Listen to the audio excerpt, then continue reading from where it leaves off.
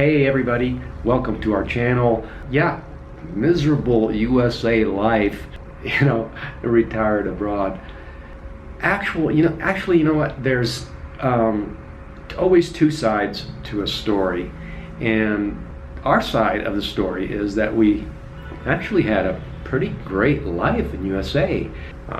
We had a house on a dead end, walking to a lake. We went sailing every week. The weather was great most of the year in the south.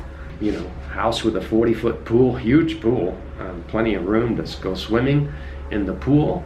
Lots of time spent outdoors, doing some great gardening, living the smart, frugal lifestyle in America. There's a lot of smart people in America living a very good life, and there's a lot of smart, well-off, frugal people in America living a very good life in America. So why do people go abroad?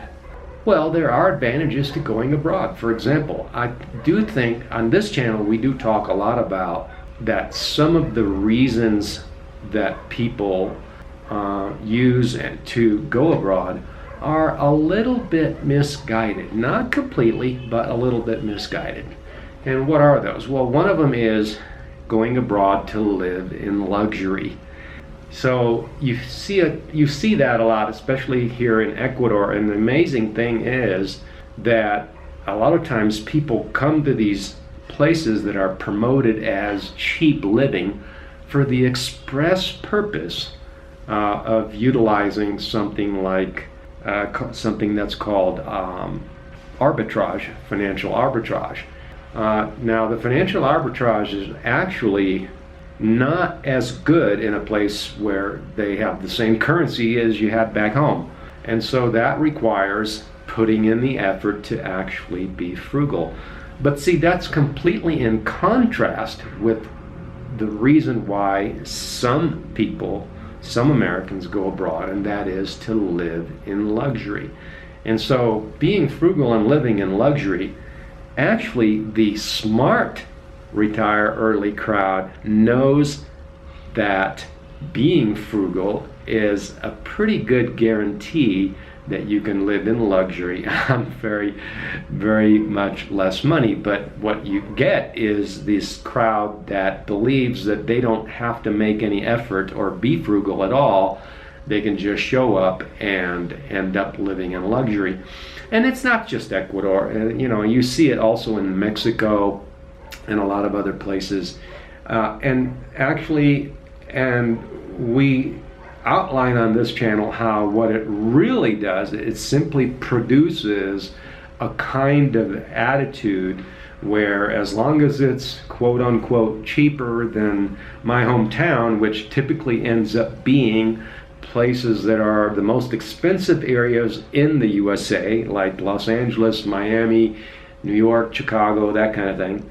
As long as it's cheaper than there, then hey, it's okay to pay the price, which is typically multiples of what the local going rate actually is. And all it does is, the thing is that in America, it's easy to get, you have a lot of this going on in America too. I mean, you have what they used to refer to as equity retirees, where people say, in LA, sell their $1 million home and they move to Tennessee and buy 4 houses, for the same price. So it's common there too. But the thing about America is that it's huge, it's very large geographically, and it's not that hard to really kind of get away from this kind of price inflation. But in countries like Ecuador, not as much in Mexico because it's bigger, but it still does happen on a regional basis even in Mexico. And so you have, a situation like in most of these foreign countries like Ecuador and Panama and Costa Rica.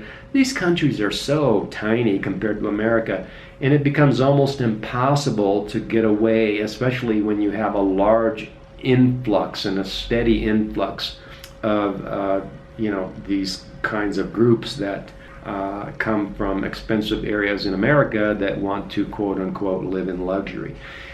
The fact is that not specifically during this period of time, because Ecuador and places like Ecuador are not doing very well with their economies at the moment. And a lot of that is the response to the current challenges and health challenges that we're being told, on a global level.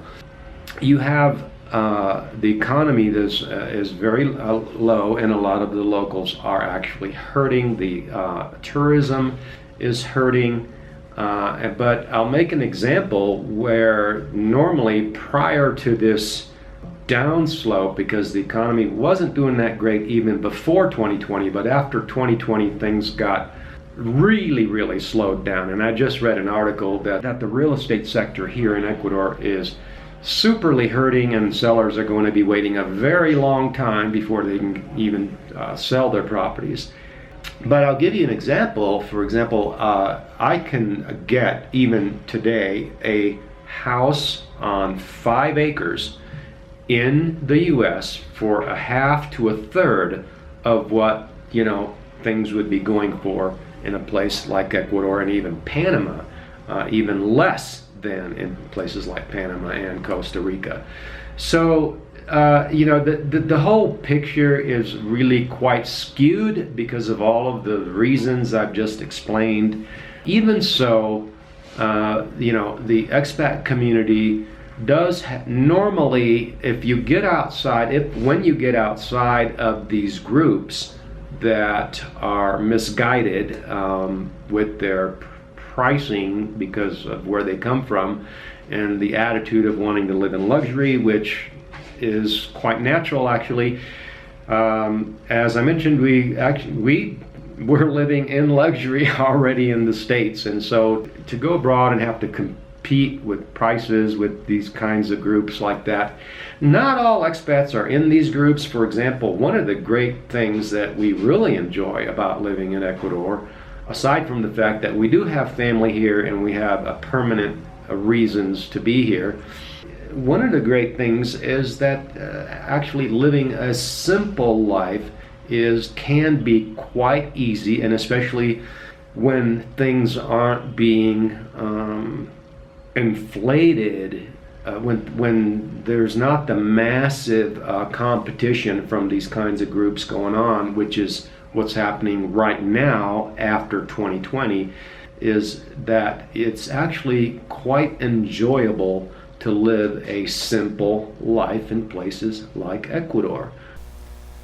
All right, and so what you're seeing now that was not there when we first came abroad 10 years ago was this the amount of promotion that you're seeing now for living abroad has absolutely just exploded.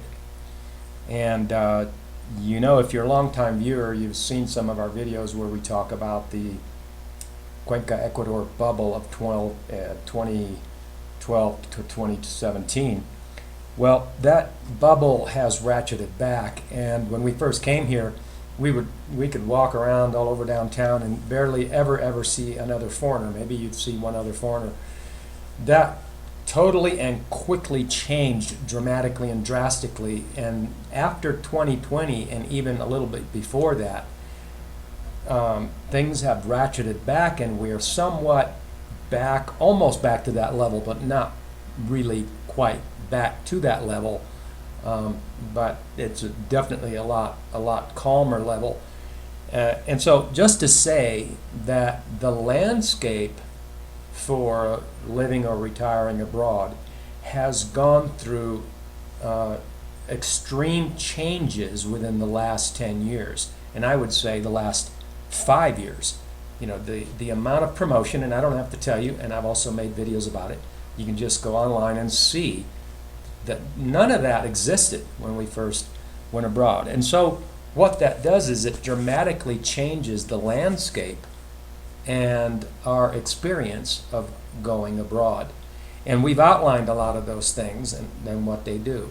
And that's why we started a membership area to help those people, because you see people they come on my videos and they complain about paying, so much for this and paying so much for that. And I'm like, hey, we don't do that. Those are the prices that people that get caught up in the promotion and the spiraling Gringo community thing, which is not an insult to them. It's just a description of the fact and how things play out. And they're playing out all over the globe. I mean, you see the promotion. And so what does all of that mean? It means that this idea has some caveats to it. We need to come down here with a different attitude and realize that if we are to achieve a certain type of existence, at least for some of us, those of us that are not from high cost of living areas in the U.S., we're going to have to make an effort. And that's why we started that membership area, is to help you do it, to support you and to help you do it. And, we give away freebies, right? Check the links below. Freebies, check them out, help you out. And, but, if you, I'm here to help you understand what's happening and what we've seen over the last 5 to 10 years happen, and we're seeing it happen all over. And again, this 2020 thing is just holding that back. And until some of these countries decide to relax some of these medical dictatorship rules, dictate, the governments were instituted to serve and protect. When you start dictating, you're no longer serving and protecting, you're dictating, dictatorship. The bottom line is, whether you're happy with those dictates or not is not the idea here. The point is that that's what's holding back the floodgates on the foreign money coming in and the foreign tourists. You look at places where they have ratcheted back, or they never actually instituted these rules.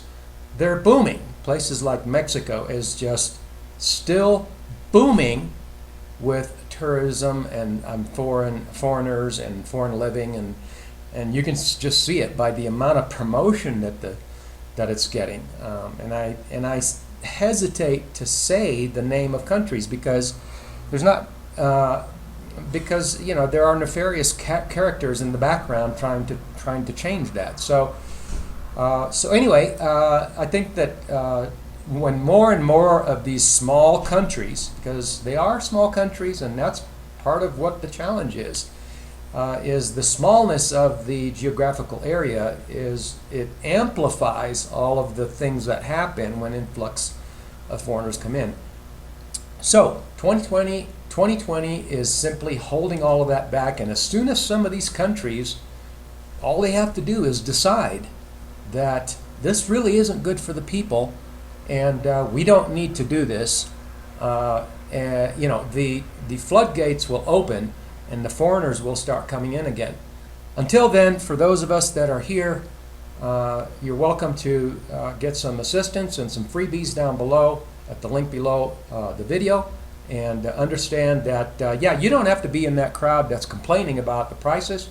You can be one of those in the group of people that is simply enjoying their life and not complaining about any of that. So, say in a lot of our videos that we've never paid more than $300 or $400, and in some cases even less than that, for 3- and 4-bedroom houses and apartments, both furnished and unfurnished. The whole 10 years that we've been abroad. So it has everything to do with your attitude and the reasons for being abroad. And living a simple life is something we've always enjoyed doing, even in America, even in North America. You've got a lot of really smart, well-off, retire early folks in America that live a quote-unquote simple life on what is considered to be small means, and yet they still live a very prosperous and actually, in many cases, luxurious life, which is what I believe we had in America. Thanks for listening. Thanks for being on our channel. Leave us a comment below. Let us know what you thought of the content, and have a wonderful day.